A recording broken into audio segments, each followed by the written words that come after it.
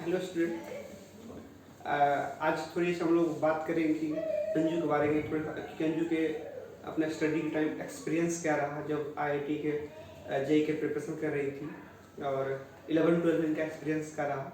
इन्हीं के मुझसे सुनेंगे तो क्योंकि ज़्यादा विश्वास आप लोगों को होगा, क्योंकि मैं आप लोगों को पढ़ने को बोलता हूँ, कुछ ही बोलता हूँ तो स्टूडेंट को सबसे लगता है कि सर आपने फ़ायदे के लिए कर रहे हैं।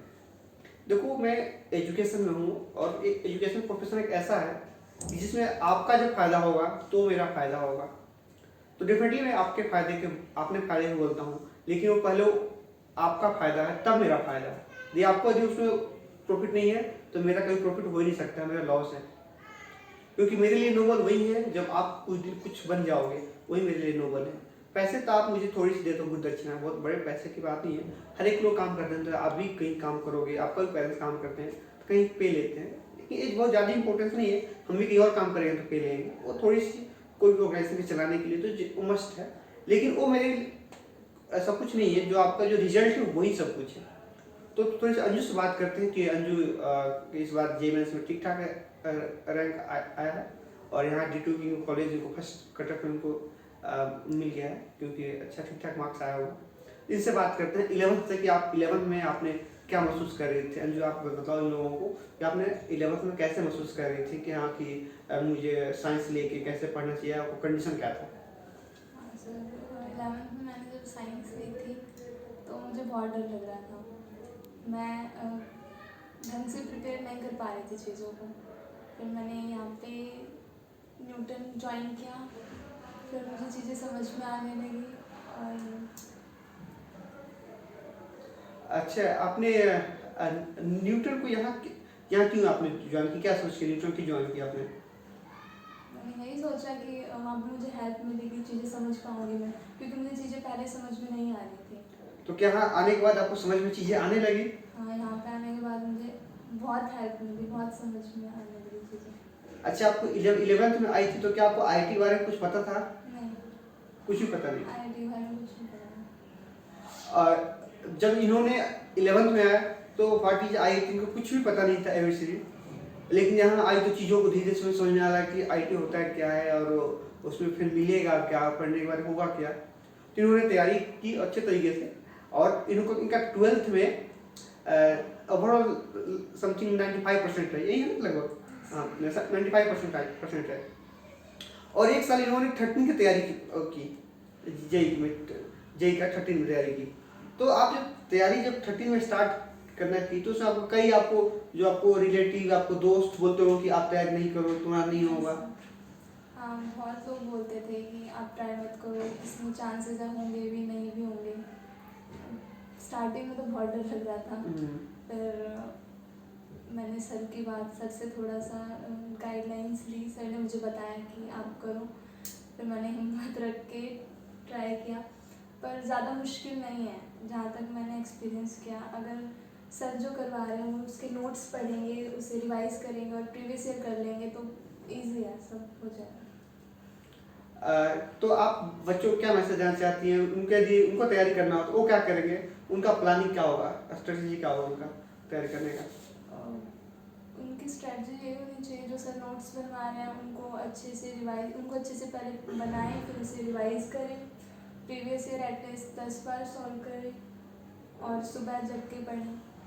और कई लोग उनको अलग अलग किताब बनाते हैं, बुक बताते हैं कि इसका क्वेश्चन या तो क्या अलग अलग क्वेश्चन करना चाहिए अलग किताब से, कि एक ही कोई नोट्स को बार बार करना चाहिए। एक ही नोट्स को बार बार रिवाइज करना चाहिए। देखिए, सिर्फ मेरा एक्सपीरियंस नहीं है, जितने भी जो टॉपर होते हैं या जितने भी जो लोगों का अचीवमेंट मिला होता है उनसे आप बात करेंगे तो वही बोले कि आप एक ही चीज़ को बार बार करो। ऐसा नहीं कि आप अलग अलग चीज़ों को बार बार हर एक बार एक नया चीज़ पढ़ो। तो ऐसे आप पढ़ोगे तो आपको रैंक अच्छा नहीं आएगा, जितना आना चाहिए उतना नहीं आ पाएगा। तो एक ही चीज़ को बार बार पढ़ो। मैं इनका बताता हूँ, एक जो सक्सेस का इनका की है, शायद एक बता नहीं पा रही है, शायद बता नहीं चाहती, मुझे नहीं पता कि बता नहीं रही है, क्योंकि इनका जब 11th में आई थी और 12th में भी इनका बहुत सारी चीज़ इनका कमज़ोर था। तो इनके लिए अलग से जनवरी और दिसंबर में सुबह 5 बजे क्लास होता था। सुबह 5 बजे मॉर्निंग में अंधेरा होता है, इनका पेरेंट्स का बहुत कंट्रीब्यूशन है कि उसको 5 बजे इनको यहाँ छोड़ने आते थे, और इन्होंने 5 मतलब 4 बजे ठंड में चली जाती थी तैयार होके, यहाँ पे 5 बजे आती थी। फैकल्टी तो काम करते हैं, ऐसा नहीं कि फैकल्टी सिर्फ इन्हीं पर काम किए, सारे बच्चों पर काम करते हैं फैकल्टी। एकेडमी सिर्फ इन्हीं पर नहीं, सारे बच्चों पर काम किए। लेकिन इनका अचीवमेंट इसलिए अच्छा है कि इन्होंने जिनको बताया कि यहाँ पे यहाँ के फैकल्टी पर, यहाँ के जो सिस्टम है उस पर 100% को फेथ था। आप कहीं भी पढ़ते हो, जरूरी नहीं है कि आप न्यूटन हाइजेनबर्ग में पढ़ो, आप कहीं भी पढ़ो, जो भी आप पढ़ा रहे हैं वो भी आपको दिल से चाहते हैं कि आपको अचीवमेंट मिले, लेकिन उन पर फेथ आपको होना पड़ेगा, वो जैसा बोल उसे करना पड़ेगा। हाँ, इनका सौभाग्य था कि इनका घर के पास सेंटर था तो वो यहाँ ज्वाइन किए। आपके घर से दूर है तो आप ज्वाइन नहीं कर सकते हो, आपके लिए कर सकते हो तो बहुत प्रॉब्लम है, हॉस्टल में रहो, बहुत सारी चीज़ें हैं। ऐसे कई बच्चे बाहर से आते हैं जो हॉस्टल में रहते हैं मुखर्जी नगर। लेकिन आप जहाँ भी पढ़ते हो, जरूरी नहीं है कि आप यहीं ज्वाइन करो, जहाँ भी आप पढ़ते हो उन पे आपको फेथ होना चाहिए और जैसे पढ़ाते हैं पढ़ना चाहिए। और मॉर्निंग में पढ़ना मस्त है मेरे हिसाब से। तो इनका एक की है कि मॉर्निंग में पढ़ती थी, और मॉर्निंग में घर में पढ़ती थी, और जब एक्स्ट्रा क्लास लगता है मॉर्निंग में तो मॉर्निंग में भी इन्होंने आती भी थी। मान लो सपोज जब बहुत सारे लोग होते हैं तो ऑब्वियसली कि आप पे उतना फोकस नहीं दिया जाएगा एक बच्चे पे, हो नहीं सकता है, यदि प्रैक्टिकल सोचा जाए तो ठीक है। लेकिन मॉर्निंग में बहुत कम बच्चे होते हैं तो प्रॉपर फोकस उस बच्चे को होता है। मॉर्निंग में 2 4 10 बच्चे यही बच्चे होते हैं ज्यादातर ना, क्योंकि मॉर्निंग में सारे बच्चों को नहीं बुलाया जाता है, उन्हीं बच्चों को बुलाया जाता है जो 100% डेडिकेटेड होते हैं कि मुझे कुछ करना है, और वही आना भी चाहते हैं। और सारे बच्चों को बुलाया तो सारे बच्चे आएंगे ही नहीं, क्योंकि वो डेडिकेट नहीं, उनकी नींद बहुत ज़्यादा प्यारी है, अपने अचीवमेंट से ज़्यादा नींद प्यारी है। तो अंजू जैसा दी आप, जैसे इनको सक्सेस मिला, आप सबको मिल सकता है। और ऐसा नहीं कि मतलब एक पढ़ने में सुपर जीनियस थी, इनका कंडीशन ऐसा था कि इनको सोचे कि हमने साइंस लेके गलत कर दिया। इनका कंडीशन ये था, जिनको आईआईटी के बारे में कुछ पता नहीं था, जेई के बारे में कुछ पता नहीं था, तो जिनको पता है, जिनको ऐसी नौबत नहीं है तो ये कर सकते हैं, तो मुझे लगता है दुनिया के सारे बच्चे कर सकते हैं।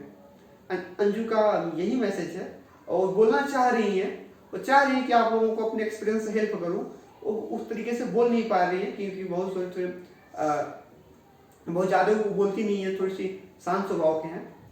तो यही रहा इनका बहुत अच्छा कॉलेज में, जहाँ कॉलेज मिल गया। सबसे बात है, इनको और भी कॉलेज मिल सकता था, लेकिन इनको पेरेंट्स से कहना था कि मुझे यही चाहिए, मुझे दिल्ली में ही चाहिए। तो इनको जो चाहिए वो मिल गया, सबसे बड़ी बात है कि इनको जो चाहिए वही मिल गया, और आप सबको मिल सकता है। ठीक है, बाकी थैंक यू।